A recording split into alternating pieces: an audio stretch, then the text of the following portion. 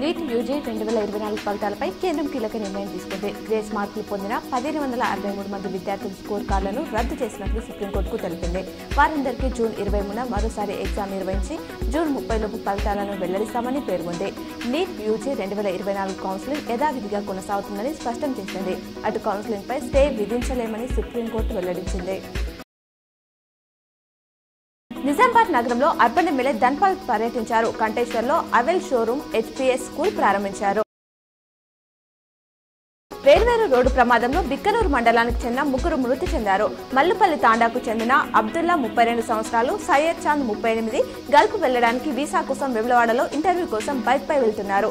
ఈ క్రమంలో ఎదురుగా వస్తున్న డీసీఎం వారి వాహనాన్ని ఢీకొట్టింది. దీంతో వారు అక్కడికక్కడే మృతి చెందారు. జంగంపల్లికి చెందిన పుల్లూరి రాజు తాడ్వాయి వద్ద జరిగిన రోడ్డు ప్రమాదంలో మృతి చెందాడు.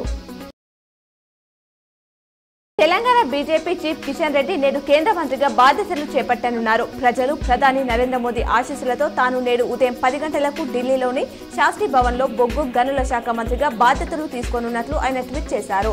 గతంలో కేంద్ర హోంశాఖ సహాయ మంత్రిగా, పర్యాటక ఈశాన్య రాష్ట్రాల అభివృద్ధి శాఖ మంత్రిగా బాధ్యతలు చేపట్టిన ఆయన రెండోసారి కేంద్ర మంత్రివర్గంలో చోటు దక్కించుకున్నారు.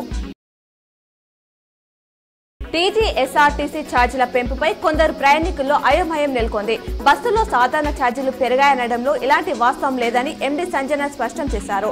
కేంద్రం టోల్ ఛార్జీలను పెంచడంతో టికెట్లోని టోల్ సేజ్ను సవరించామన్నారు. దీంతో టోల్ ప్లాజాలు ఉన్న నేషనల్ హైవే రూట్లలో 10 రోజుల క్రితమే టికెట్పై ₹3 చొప్పున పెంచారు. తనపై ప్రజలు పెట్టుకున్న నమ్మకాన్ని నిలబెట్టుకుంటానని సీఎం చంద్రబాబు అన్నారు. గత ప్రభుత్వంలో తిరుమలలో అవినీతి జరిగింది. పరిపాలనలో ప్రక్షాళనను తిరుమల నుంచే ప్రారంభిస్తాను. మంచి వాళ్లను రక్షిస్తూ చెడ్డవారిని శిక్షించాలని దేవుడు చెప్పారు. నేటి నుంచి రాష్ట్రంలో ప్రజాపాలన మొదలైంది. ఏపీ నవంబర్ 1గా ఉండాలి. తెలంగాణ బాగుండాలి. నేను అందరి వాణ్ణి అని వ్యాఖ్యానించారు.